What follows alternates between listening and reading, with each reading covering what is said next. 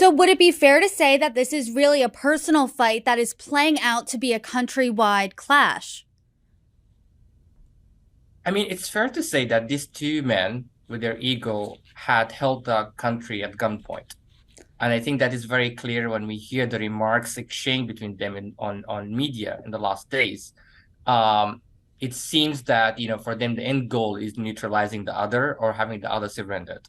Um, and in that regard, this is why it is very difficult to see an end to this fighting on its own merit, to see a political process settling the disagreements, given that it's really a fight for survival.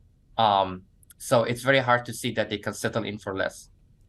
That's interesting you say that. You've called this so far in this conversation that they're at the point of no return. There's no end in sight. I do want to talk about where we are right now, though. We are in the middle of a 3 day ceasefire. So, what do you think we should expect to see after these 3 days are up?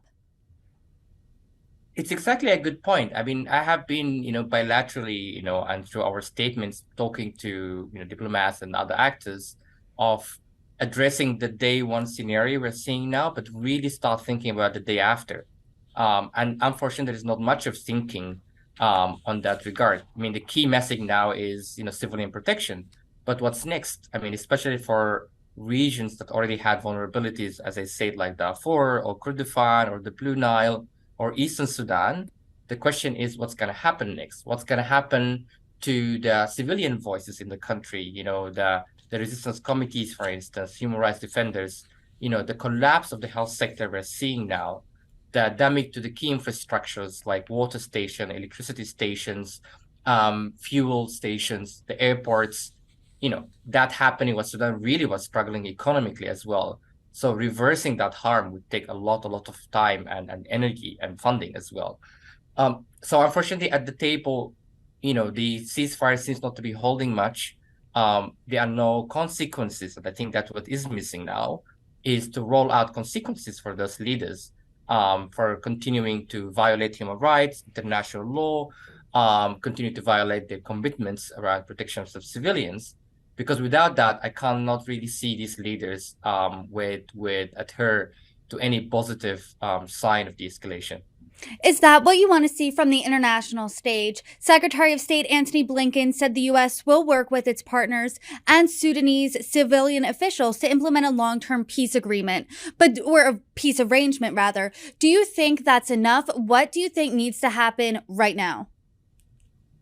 Exactly. I mean, I think what needs to happen right now is, from an international humanitarian law perspective, is seeing them refraining from any indiscriminate attacks that impact civilians and their, infrastructures, especially hospitals, schools, ensuring safe pathways for people who want to be evacuated, whether they are citizens, whether they are aid workers, humanitarians, ensuring protection for hospitals, ensuring humanitarian aid is reaching to people in need. These are the key steps that have to happen right now, and they should be happening, literally from April 15th. But there's not much happening at the moment. While doing this, we don't need to lose sight that this cycle, we've been there before. We saw it in the coup, we saw it during the transition, we saw it in 2019. So any peace arrangement have to prioritize that thinking that abusive leaders should not have a place in leading any progress towards peace and democracy. And I think that's the failure of international actors during the previous political negotiations, because they insisted on that metrics, sidelined the voices of saying no, and now they are bearing the brunt of it. So it's important to have a reformulation of the foreign policy that these actors are having on Sudan. You said that this entire conflict happened because of the failure to address root issues and that we've been here before and most likely may be here again if these root issues aren't taken. So, what would you like? How would Sudan address these root issues? I mean, at the heart of it is really the question of civilian oversight, how much a civilian leadership can have, a leverage and power to rein in military forces that for decades, they never really seen the civilians as entitled to overseeing them. And that was obvious, especially from Al Burhan point of view when the security sector reform discussions that emerged in the last weeks and months. He constantly rejected the idea that civilians would have oversight over military forces unless they're elected. Of course, that's could raise a lot of questions. Um, But really, the issue, like, addressing these issues doesn't come with, dealing with the elites alone.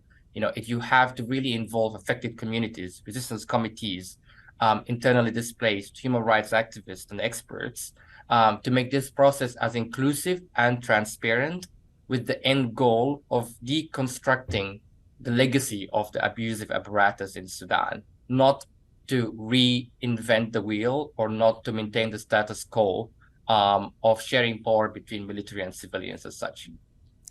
Every headline for Sudan is it's on the brink of civil war. The ones that have come out in the past week, at least, on the verge of civil war. Do you think that Sudan will descend into a full-out civil war anytime soon? I mean, unfortunately, we have been seeing the conflict flaring up, to a different degree in different regions. The Western region, the Eastern regions, the other regions or parts of the country, they're still relatively safe, where a lot of people evacuated to, but there are no guarantees that would not happen, because, it really, again, comes to the fact that there are no guarantees, there's no pushback, there are no consequences for the violence to be contained.